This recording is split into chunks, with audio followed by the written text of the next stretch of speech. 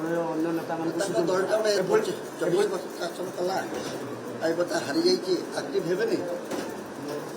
Chennai super king କେମିତି ତିନିଟା ହାରିଲା ପରେ ଦିଟା ଜିତିଲେ ବମ୍ବେ ଅବସ୍ଥା କ'ଣ ହେଲାଣି ଦେଖ କେମିତି ହେଉଛି ଆକ୍ଟିଭ ହେବେ ନା ନାହିଁ। ନବୀନ ବାବୁ ଆକ୍ଟିଭ ହେବା ସହିତ ଏପଟେ ବିଜୁ ବିକାଶୀ ନେତାମାନେ ଯେଉଁମାନେ ବିରୋଧୀ ତାଙ୍କର ସେମାନେ ଆକ୍ଟିଭ ହେଉଛନ୍ତି କେମିତି ଦେଖନ୍ତି ଆଗକୁ କିଛି ଗୋଟେ ବଡ଼ ଧରଣ ହେବାକୁ ଯାଉଛି କିଛି ବଡ଼ ଧରଣର ହେବ ନାହିଁ ଯାହା କିଛି ହେବ ଆରାମରେ ହେବ। କେମିତି ସାର୍ ଦେଖ ସବୁ କିଛି ଜାଣିଥାନ୍ତି ଯଦି ମୁଁ ଭଗବାନ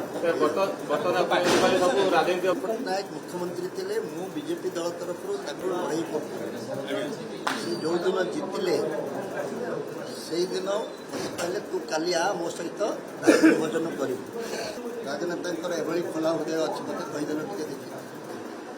ଅନ୍ୟ ନେତାମାନଙ୍କୁ ତାଙ୍କ ଦଳଟା ଗୋଟେ 24 ବର୍ଷ ଶାସନ କଲା ଆଉ ବର୍ଷ ହାରି ଯାଇଛି ଆକ୍ଟିଭ ହେବେନି।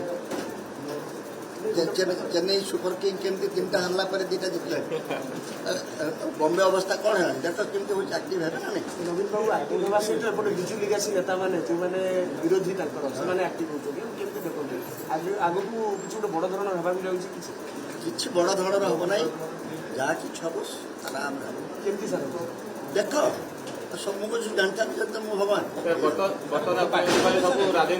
ନାୟକ ମୁଖ୍ୟମନ୍ତ୍ରୀ ଥିଲେ ମୁଁ ବିଜେପି ଦଳ ତରଫରୁ ତାକୁ ଲଢ଼େଇ କରୁଥିଲି। ସେ ଯେଉଁଦିନ ଜିତିଲେ ସେଇଦିନ କହିଲେ ତୁ କାଲି ଆ ମୋ ସହିତ ଭୋଜନ କରିବୁ। ରାଜନେତାଙ୍କର ଏଭଳି ଖୋଲା ହୃଦୟ ଅଛି ମୋତେ କହିଦେଲେ ଟିକେ ଦେଖି।